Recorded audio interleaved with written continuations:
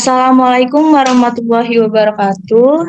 Salam sejahtera bagi kita semua. Yang terhormat Ibu Dr. Yuniarti Fiartini, SMSI, selaku dosen pengampu mata kuliah hukum bisnis, serta teman-teman yang saya banggakan. Pertama-tama, marilah kita panjatkan puji syukur kepada Allah Subhanahu wa Ta'ala karena telah memberikan rahmat, kesehatan, dan keselamatan sehingga kita dapat berkumpul di ruang Zoom kelas ini. Saya Zafira Firjan Laiga selaku moderator akan membimbing jalannya diskusi presentasi kali ini. Baiklah, pada kesempatan kali ini kami dari kelompok 2 akan mempresentasikan tugas mata kuliah hukum bisnis dengan topik hukum perikatan dan perjanjian. Sebelum itu, izin memperkenalkan anggota kelompok 2.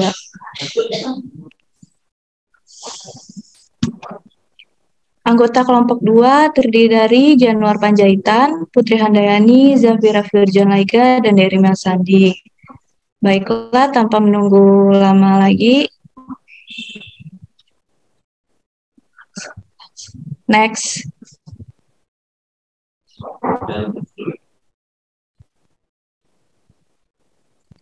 Materi pertama akan dijelaskan oleh Januar Panjaitan. Januar Panjaitan, dipersilakan. Pertama yaitu pengertian perikatan. Perikatan adalah suatu hubungan hukum antara dua orang atau dua pihak. Berdasarkan hubungan tersebut, pihak yang satu berhak menuntut sesuatu pihak yang lain dan pihak yang lain berkewajiban untuk memenuhi tuntutan tersebut. Yang kedua ada pengertian perjanjian. Perjanjian menurut pasal 1313 KUH Perdata berbunyi, suatu perbuatan dengan makna satu orang atau lebih mengikatkan dirinya terhadap satu orang lain atau lebih. Yang ketiga ada hubungan perikatan dengan perjanjian.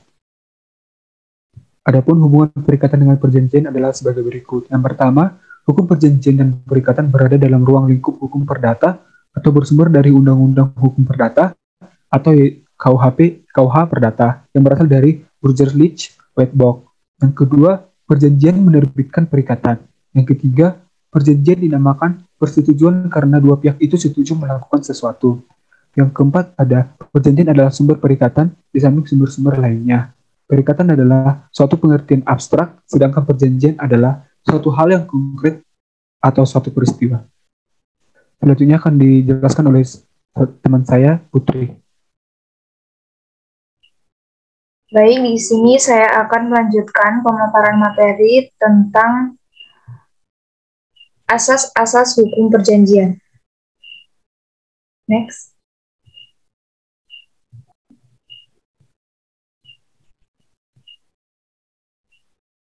Asas-asas hukum merupakan dasar atau pokok karena bersifat fundamental.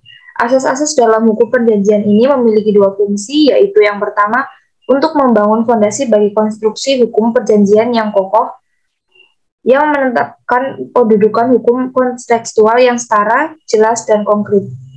Yang kedua yaitu mengarahkan para pihak yang membuat perjanjian untuk menentukan substansinya yang memuat hak dan kewajiban, serta hubungan hukum yang tidak bertentangan dengan undang-undang, ketertiban umum, dan kesusilaan.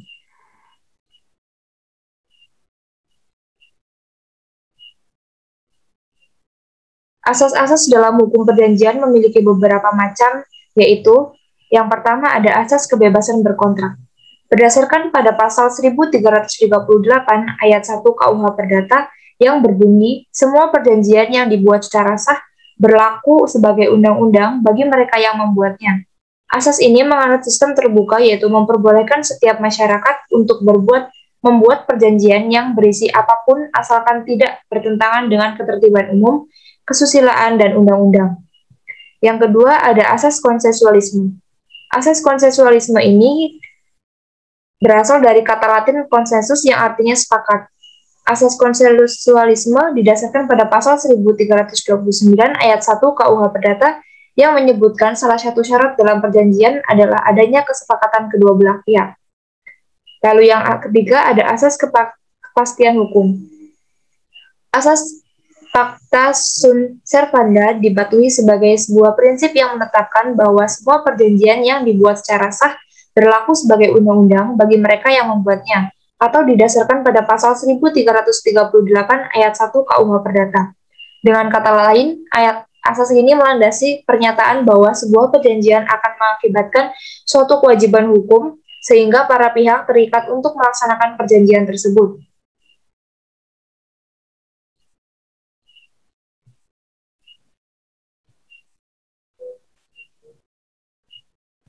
Yang keempat ada asas kepribadian.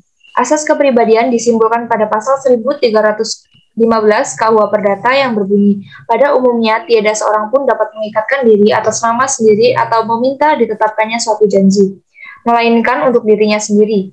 Perikatan hukum yang dilahirkan oleh suatu perjanjian hanya mengikat orang-orang yang membuat perjanjian itu dan tidak mengikat orang lain. Dalam asas kepribadian berlaku dua pengecualian dari pihak ketiga. Yang pertama, janji untuk pihak ketiga. Pada janji ini, seseorang membuat suatu perjanjian yang isinya menjanjikan hak-hak bagi orang lain. Lalu yang kedua ada perjanjian garansi. Pada janji ini, seseorang membuat perjanjian dengan orang lain. Misalnya pada perjanjian ini, pihak A menjanjikan bahwa pihak C akan berbuat sesuatu dan pihak A menjamin pihak C akan melaksanakannya. Akan tetapi, jika pihak C tidak melaksanakan sesuatu hal yang disebutkan dalam perjanjian, maka pihak A harus bertanggung jawab untuk melaksanakan kewajiban pihak C tersebut. Dan yang terakhir ada asas iktikat baik. Berdasarkan pada pasal 1338 ayat 3 menyebutkan, perjanjian dilaksanakan dengan iktikat baik. Seseorang yang mengadakan perjanjian dengan pihak lain harus dapat menumbuhkan kepercayaan di antara kedua belah pihak berdasarkan kepercayaan atau keyakinan yang teguh, atau kemauan baik dari para pihak. Baik, yang selanjutnya akan disampaikan oleh Dery.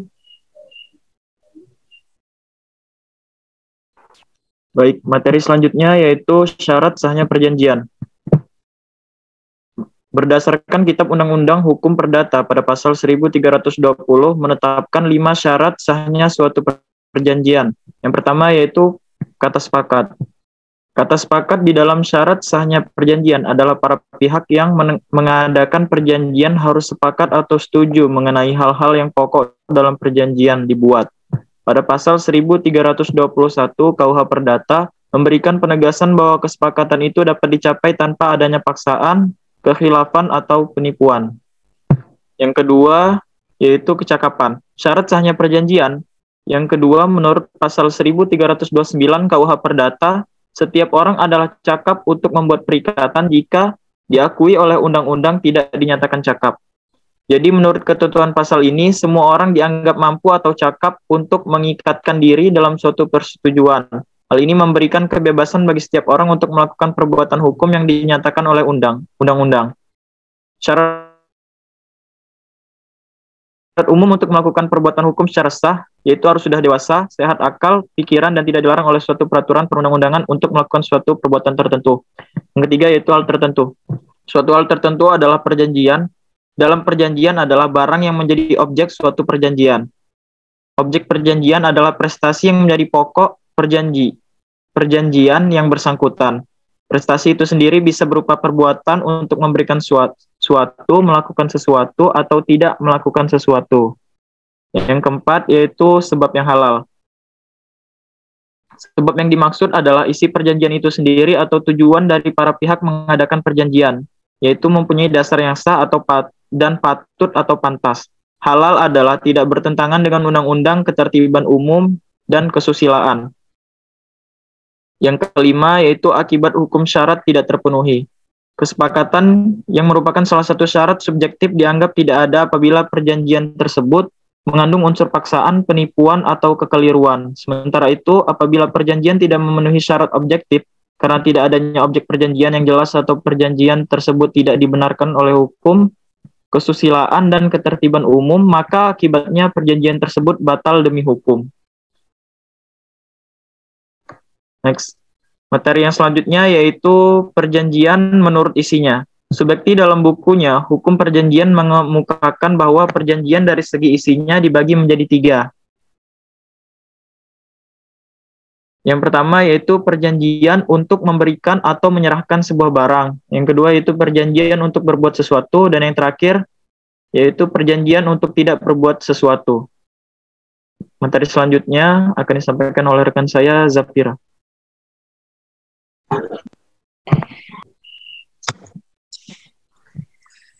Materi yang ketujuh ada hapusnya perikatan. Next.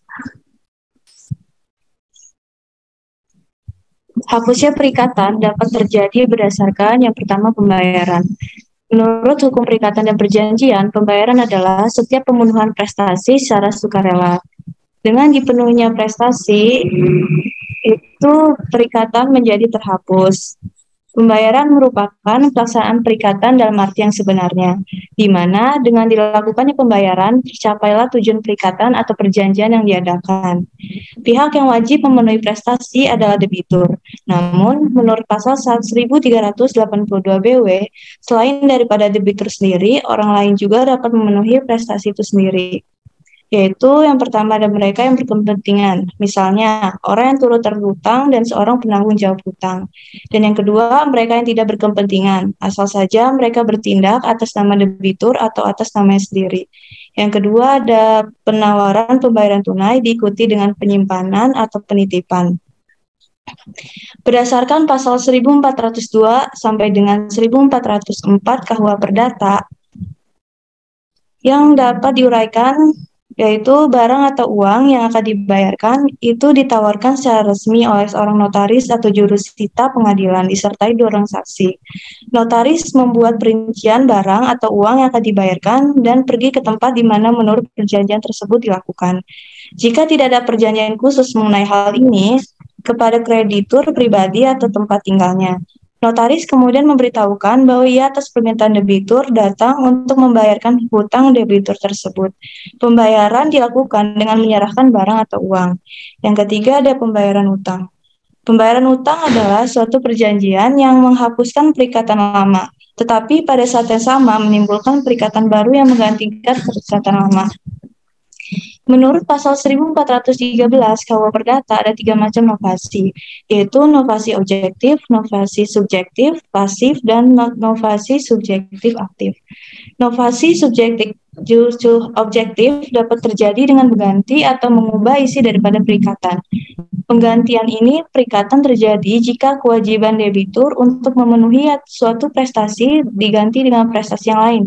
Misalnya, kewajiban menyerahkan sejumlah barang. Novasi objektif juga dapat terjadi dengan mengubah sebab daripada perikatan. Yang kedua, inovasi subjektif pasif dapat terjadi dengan cara ekspromisi di mana debitur semua diganti oleh debitur yang baru tanpa bantuan debitur yang lama.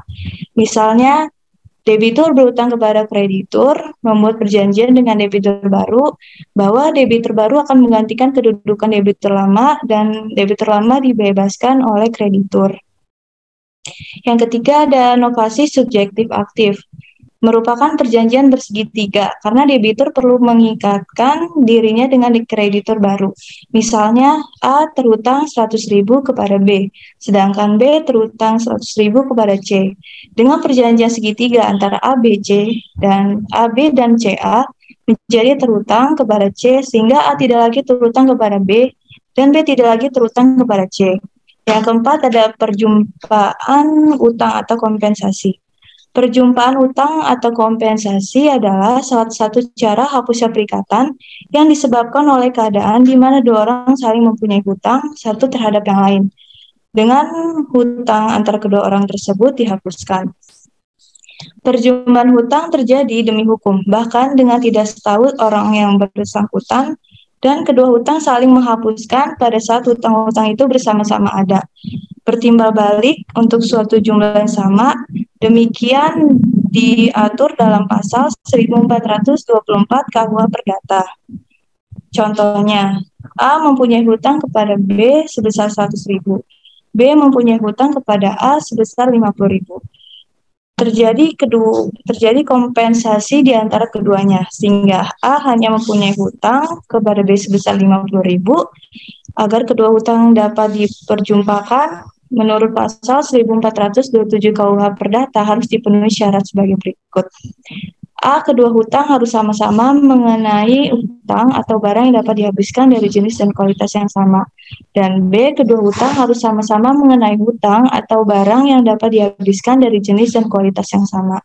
Yang kelima ada percampuran utang.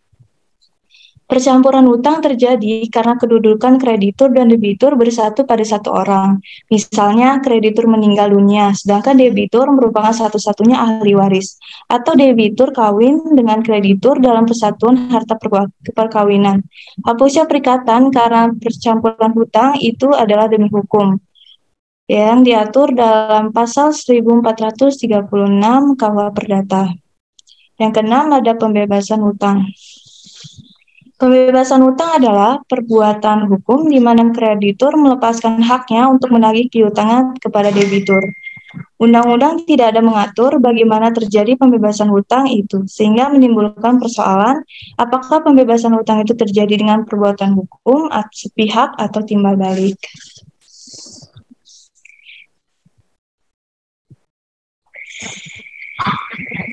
Next. Musnahnya barang yang terhutang.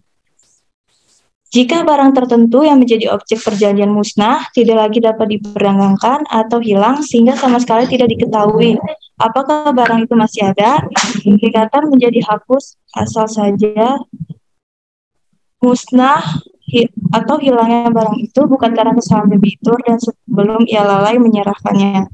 Bahkan sekalian debitur lalai menyerahkan barang itu, misalnya terlambat.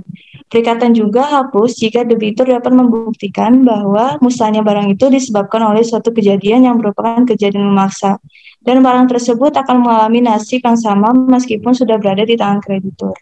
Berdasarkan pasal 1444 KUH Perdata.